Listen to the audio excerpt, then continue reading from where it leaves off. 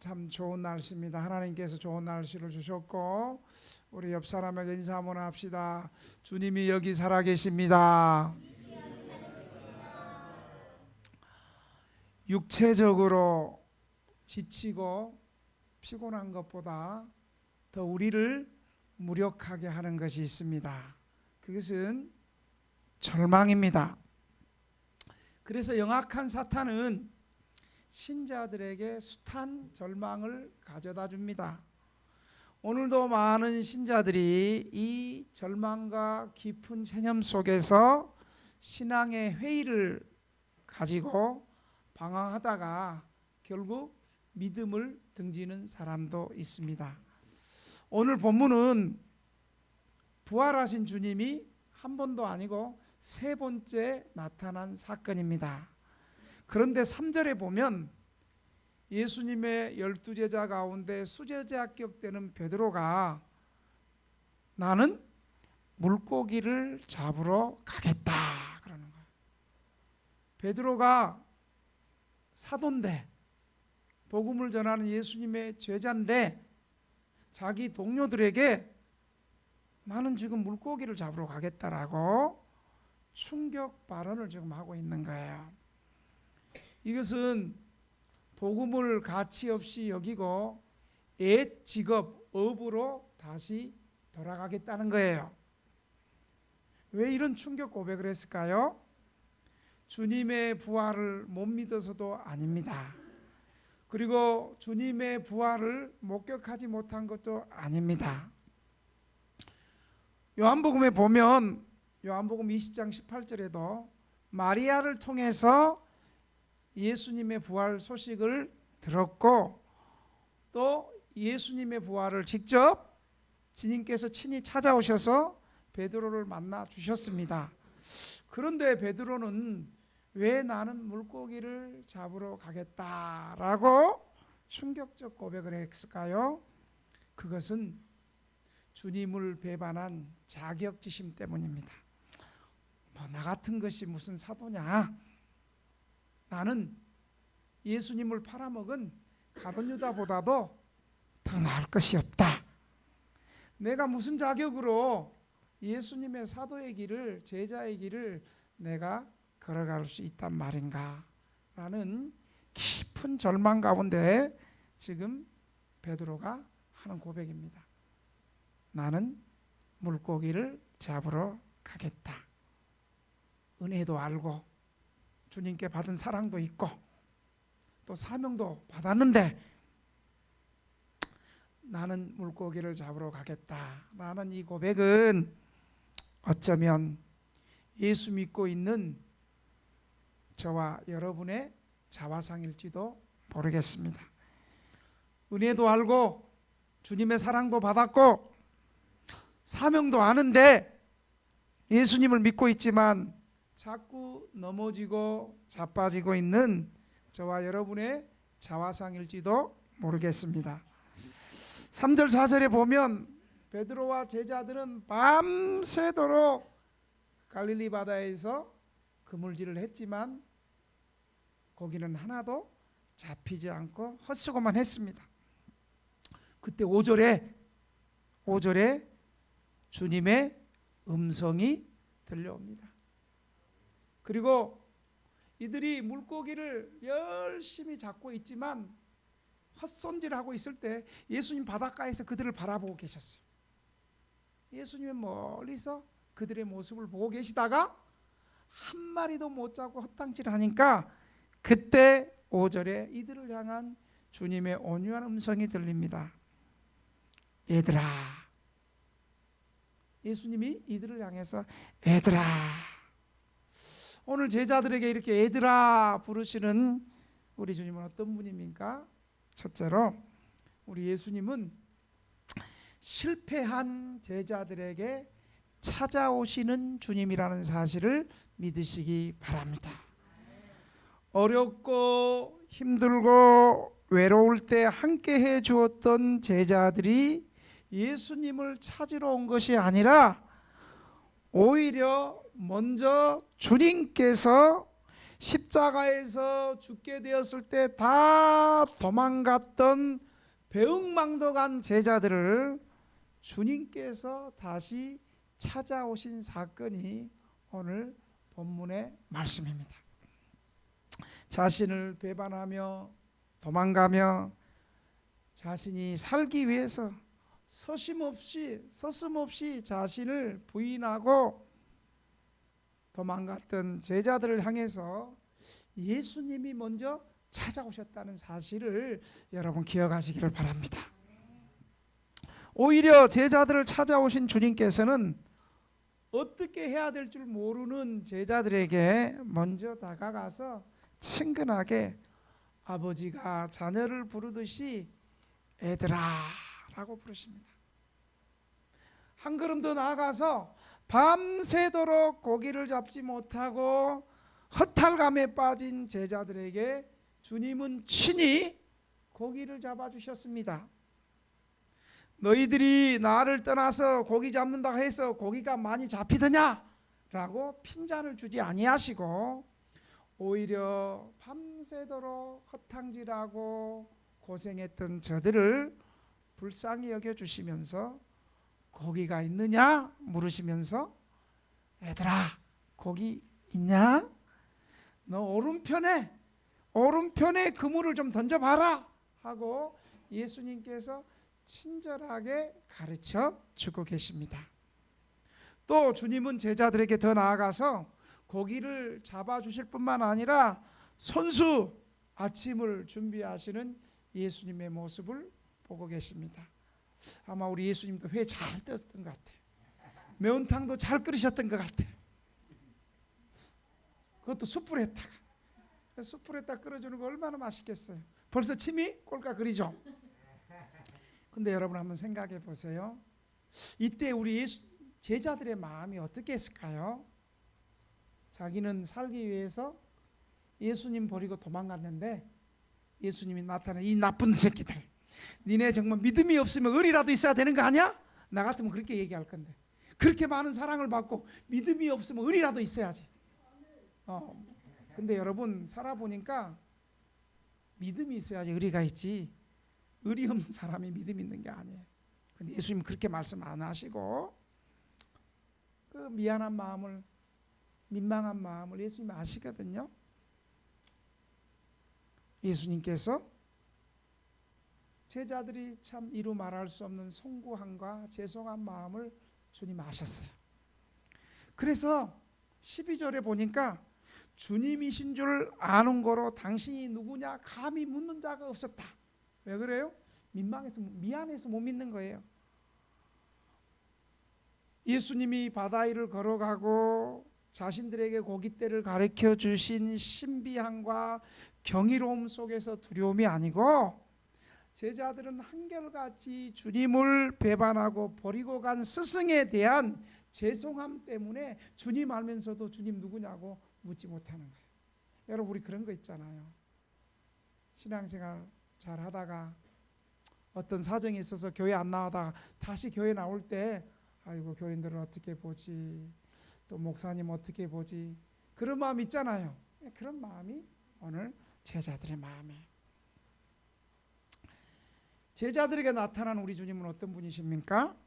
한결같이 예수님을 부인하고 자기 살 길을 향해서 떠나가 버린 자격 없고 실패한 제자들을 오히려 예수님이 위로해 주시고 격려해 주시고 괜찮아 하고 다시 찾아주시는 사랑의 예수님이라는 사실을 믿으시기 바랍니다. 우리 예수님은 잘나고 똑똑하고 모범적인 제자들과 신자들에게만 찾아오는 것이 아니고 도저히 미안하고 죄송해서 감히 주님의 얼굴을 배울 수 없는 실패한 제자들에게도 우리 주님께서 다시 찾아오셔서 위로해 주시고 새 힘을 주시고 사랑해 주시는 이 예수님을 여러분 믿으시기 바랍니다. 이 예수님께서 오늘 이 아침에 낙심해 있고 절망해 있고 어려워 있는 저와 여러분을 다시 찾아와 주시고 위로해 주시고 새 힘을 주시는 우리 예수님이시라는 사실을 여러분 믿으시기 바랍니다. 우리 예수님은 실수가 없는 완벽한 사람을 찾으시는 완벽주의자가 아닙니다. 오히려 실수투성이인 우리의 연약한 모습을, 그 마음을 누구보다도 더 잘 이해하시고 오히려 우리를 불쌍히 여기시는 주님이라는 사실을 믿으시기 바랍니다. 그래서 오늘 본문은 실패한 제자들에게 그들을 위로하시기 위하여 먼저 발걸음을 갈릴리 호수로 먼저 돌리시고 찾아가시는 주님이세요. 여러분, 구약에서도 보니까 하나님을 두려워하지 않는 이세벨 왕후가, 엘리야가 갈멜산에서 바알과 아세라를 섬기는 우상들을 850명을 처단한 그 사실을 알자 대부분의 사람 같으면 와, 여호와 하나님이 찬신이구나 라고 두려워해야 되는데, 이 이세벨 왕후는, 이 나쁜 여자는, 요감한데 이 나쁜 여자는 오히려 악해져서 하나님의 놀라운 역사를 보고도 대부분은 하나님이 참신이 여호와 하나님이라고 두려워해야 되는데, 무릎 꿇어야 되는데, 오히려 악한 여자들은 하나님의 놀라운 기적을 보고서도 내 엘리야 죽여버려야지, 그 소식이 들리니까 어제까지만 해도 850대 1로 불로 응답하신 하나님이 참신인가 보자 하고 불로 응답하신 하나님을 보고 저 바알과 아세라 선지자를 죽여라라고 당당했던 엘리야가 쫄이가지고 이세벨이 죽인다 하니까 하루아침에, 여러분 인간의 마음이 이래. 하나님이 우리의 마음을 붙잡아 주지 아니하시고 하나님이 도우시지 않으면 우리 한 날도 살 수 없어.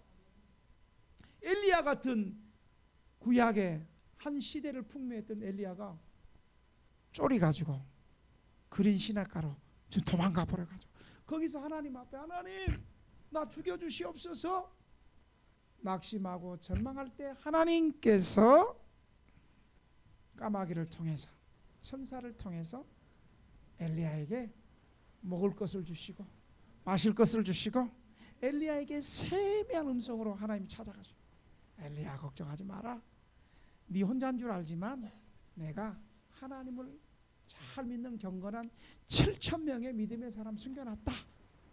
이렇게 하나님께서 위로해 주시는 우리 은혜롭고 사랑이 많으신 하나님이라는 사실을 믿으시기 바랍니다. 그러므로 우리 인생에서 우리의 유일한 희망은 우리 하나님, 예수님, 성령님밖에 없음을 믿으시기 바랍니다. 특별히 예수님은 실패하고 낙심한 사람들을 먼저 찾아가 주시고 위로해 주시는 하나님이시기 때문입니다. 여러분, 세상은 다 성공하고 힘있고 능력 있는 사람들을 기억하고 그런 사람들을 찾아다닙니다.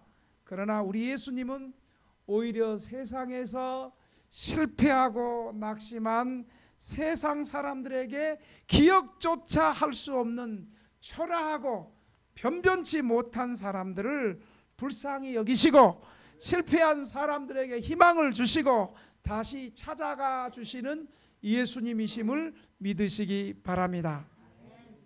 내가 연약할수록 더욱 귀히 여기사 높은 보좌 위에서 낮은 나를 보시네. 독창이요. 날 사랑하사, 다같이 날 사랑하심, 날 사랑하심 성경에 써있네.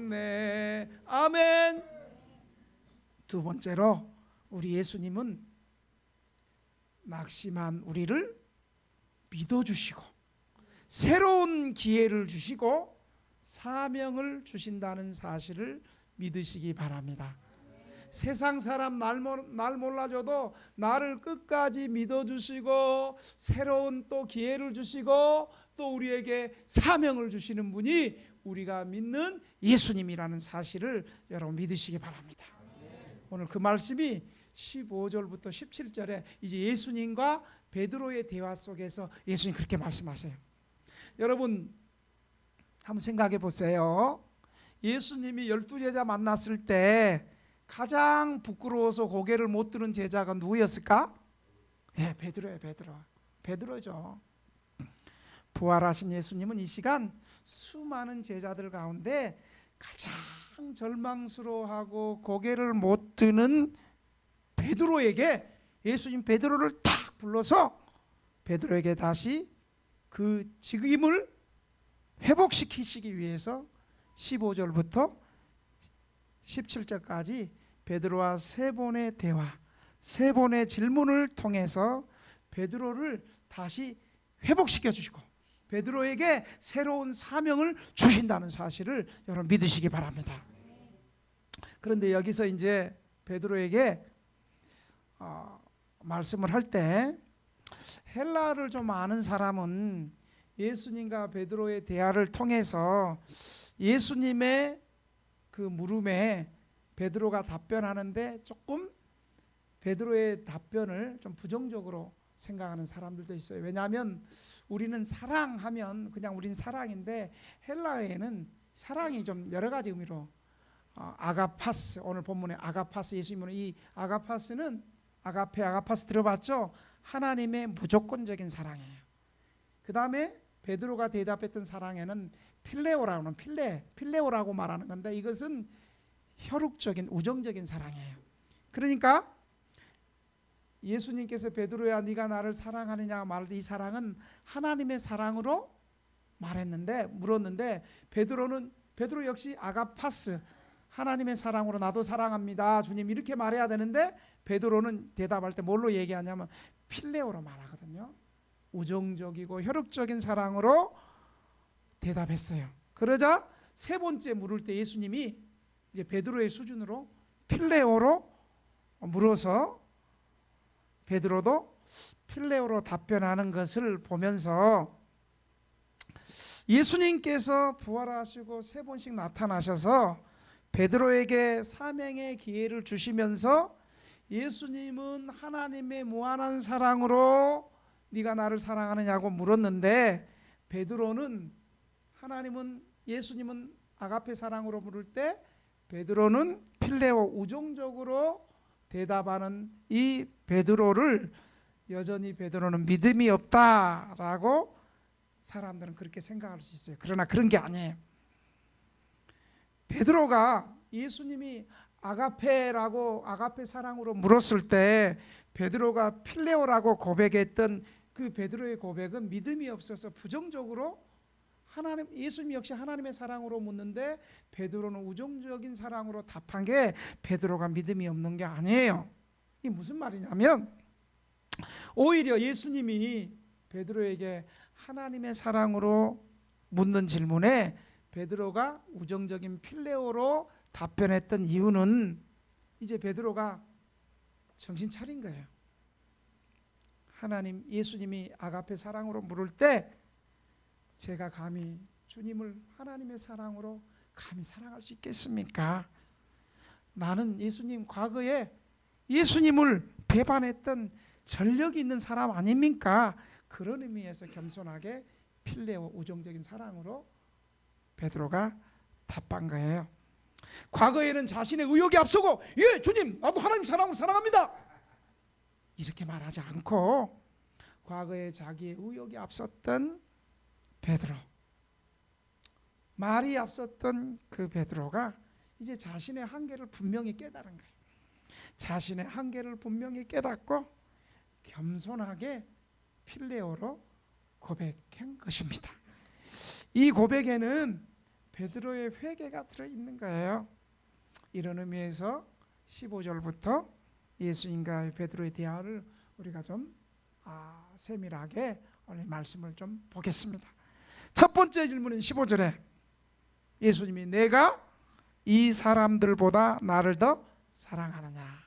네가 이 사람들보다, 여기 12제자 그리고 네가 그물도 버리고 나를 버렸는데 이 사람들보다도 나를 더 사랑하느냐? 베드로가 이 질문 앞에 이제 함부로 대답 못해요. 베드로는 이 첫 번째 질문에 과거에 당당했던 교만했던 자신의 모습이 생각났을 거예요. 유월절 때 목요일 날 밤에 떡을 떼면서 식사할 때 예수님, 나는 다른 이 12 제자들이 다 예수님 버린다 할지라도 나만큼은 주님 버리지 않겠습니다. 베드로는 자신 있게 사랑의 상 고백이에요. 그게 큰 소리만 친 건 아니에요. 베드로의 진실한 사랑의 고백입니다. 그러나 이 예수님의 고백 앞에 네가 다른 사람들보다 나를 더 사랑하느냐, 이 고백 앞에 다른 사람이 주님을 다 버릴지라도 나는 주님을 버리지 않겠다는 자신감, 오만함, 내가 다른 제자들보다 더 믿음이 좋다는 의로움과 교만함이 생각났을 겁니다. 여러분, 우리도 그런 거 있잖아요.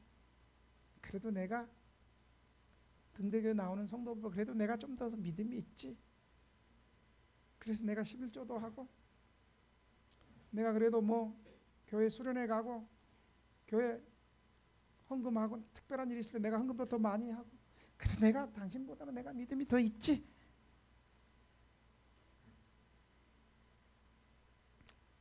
이 질문에 베드로는 마음이 아팠을 거예요. 이제 과거처럼 함부로 예 그렇습니다 이렇게 말 못해요. 지난 날이 생각이 나는 거예요. 두 번째 또 예수님이 묻습니다. 16절에 주님께서 또 묻습니다. 두 번째 이르시되 요한의 아들 시몬아 내가 나를 사랑하느냐? 내가 나를 사랑하느냐? 자, 이 질문은, 두 번째 질문은 좀 더 깊숙한 검증이고 좀 더 괴로운 질문이에요. 이 사람들 첫 번째 질문이에요. 두 번째 질문은 다른 사람들과 비교하는 거 그만두고 너는 나를 진실로 사랑하느냐? 예수님과 베드로의 1대1의 관계를 묻는 거야. 사랑하는 등대교회 성도 여러분, 주님은 오늘 이 시간, 예배 시간을 통해서 우리에게도 물으십니다. 너는 참으로 나를 사랑하느냐? 등대교회 안무교 성도야, 너는 참으로 나를 사랑하느냐? 교회 나오는 것이 너 생계 때문에 나오냐? 물질 때문에 나오냐? 축복받기 위해서 나오냐? 체면 때문에 나오냐? 참으로 이거 말고 참으로 나를 사랑하느냐? 사명감을 가지고 기쁜 마음으로 나를 어느 곳이나 따라올 수 있겠느냐 하는 질문이기도 합니다. 세 번째, 예수님께서 17절 또 묻습니다. 요한의 아들 시몬아 네가 나를 사랑하느냐 하시니 주께서 세 번째 내가 나를 사랑하심으로 베드로가 근심하여 이르되 주님 모든 것을 아시오매 내가 주님을 사랑하는 줄 주께서 아시나이다. 이렇게 그때 예수님께서 이르시되 내 양을 먹이라 이렇게 말씀하고 있습니다. 세 번째 질문, 네가 나를 사랑하느냐? 세 번째 질문에 네가 나를 사랑하느냐? 이제 주님은 첫 번째, 두 번째는 아가파스로 물으셨는데 하나님의 사랑으로 물었는데 이제 세 번째는 필레오로 질문합니다. 필레오로. 베드로가 첫 번째, 두 번째 대답했던 그 사랑으로 주님께서 물으셔요. 첫 번째, 두 번째 질문을 통해서 예수님은 베드로의 허물과 회개를 보시고 베드로의 진실한 사랑 고백을 예수님께서 아셨어요. 그리고 예수님이 이제 베드로가 대답했던 그 필레오로 묻는 거야. 성사학자들은 신약 성경에서 예수님이 아가파스와 필레오를 같은 의미로, 필레오를 사용했을 때도 아가파스의 의미로 교호적으로 사용했다고 말하고 있습니다. 이때 베드로의 대답이, 베드로가 근심하여 가로되 주여 모든 것을 아시오매 내가 주를 사랑하시는 줄 주께서 아십니다. 이 고백에는 내 모든 중심을 아시는 주님, 내가 한때 주님을 최고 사랑한다고 내 자신을 의지했습니다. 그런데 주님께서 잡히시는 그날 밤에 저는 주님을 3번이나 부인하고 배반하며 도망쳤습니다. 그것이 얼마나 어리석은 줄 알았습니다. 그래서 절망 중에 괴로워서, 주님께 죄송스러워서 주님을 떠나려고 이렇게 고개 잡으러 내가 바닷가 나갔습니다. 그런데 주님께서 그런 저를, 부족한 저를 찾아오시고 용서하시고 나를 받아 주셨습니다. 주님, 저를 용서해 주세요. 주님, 저를 다시 한번 사랑해 주세요. 주님, 저를 다시 한번 사용해 주세요. 주님, 자주 넘어졌던 저를 다시 한번 믿어주시고 다시 한번 사랑해 주세요. 이것이 바로 내 모든 중심을 아시는 주님, 이 베드로의 고백입니다. 사랑하는 등대교회 성도 여러분, 주님은 우리의 지치고 상한 몸, 마음을 다 아십니다. 과거의 우리의 절망과 아픈 상처를, 우리의 잘못과 실수와 죄악을 우리 주님 다 아십니다. 베드로처럼 진실하게 회개하고 주님께 고백하면 우리에게도 다시 한 번의 기회가 있음을 믿으시기 바랍니다. 여러분, 지금 등대교에 찾아온 이때가 주님께서 다시 한번 기회를 주시는 믿음의 때라는 사실을 여러분 믿으시기 바랍니다. 지금은 은혜 받을 때요, 지금은 구원의 때요, 지금은 하나님 앞에 쓰임 받을 때라는 사실을 여러분 믿으시길 바랍니다. 그럴 때 주님께서 은혜 위에 은혜를 더 주실 것입니다. 이러한 베드로의 고백에 주님은 어떻게 대답하십니까? 내 양을 먹이라. 이 말은 무슨 말입니까? 베드로야, 내가 너 중심을 아는데 괜찮다. 나는 이미 용서했다. 나의 사랑하는 양들을 참 돌봐주지 않으렴? 여러분, 믿을 만한 전승에 의하면 베드로는 훗날 복음을 전하다가 이제 순교하게 잡혀가지고 죽게 됐을 때 로마 집정관에게 이렇게 말했습니다. 나는 십자가 영을 취할 때 나는 거꾸로 좀 매달려 달라고. 우리 스승 예수님은 십자가에서 매달려, 내가 어떻게 똑같이 같이 정상으로 죽을 수 있겠냐고. 나는 거꾸로 매달려 주십시오. 그렇게 순교했다고 전해주고 있습니다. 사랑하는 성도 여러분, 이 세상 사람들은 다 나를 믿어주지 않는다 할지라도 우리 주님께서는 끝까지 저와 여러분을 믿어주시고 끝까지 주님 앞에 다시 나올 때부터 다시 우리에게 인생의 새로운 믿음의 기회를, 은혜 받을 기회를, 구원받을 기회를, 축복받을 기회를 주님께서 주신다는 사실을 믿으시기 바랍니다. 사랑하는 성도 여러분, 혹시 지금 여러분의 심정이 베드로처럼 절망 가운데 있지 않습니까? 혹시 다시 베드로가 옛 직업으로 돌아가려고 낙심하고 있지는 않습니까? 그런 베드로에게 찾아와 주시고 만나 주시고 베드로에게 내 양을 먹이라라고 사명을 주셨던 것처럼 주님께서 우리에게도 동일하게 우리를 용서해 주시고 만나 주시고 사랑해 주시고 우리에게 새로운 사명을 주신다는 사실을 믿으시기 바랍니다. 오늘 이 말씀을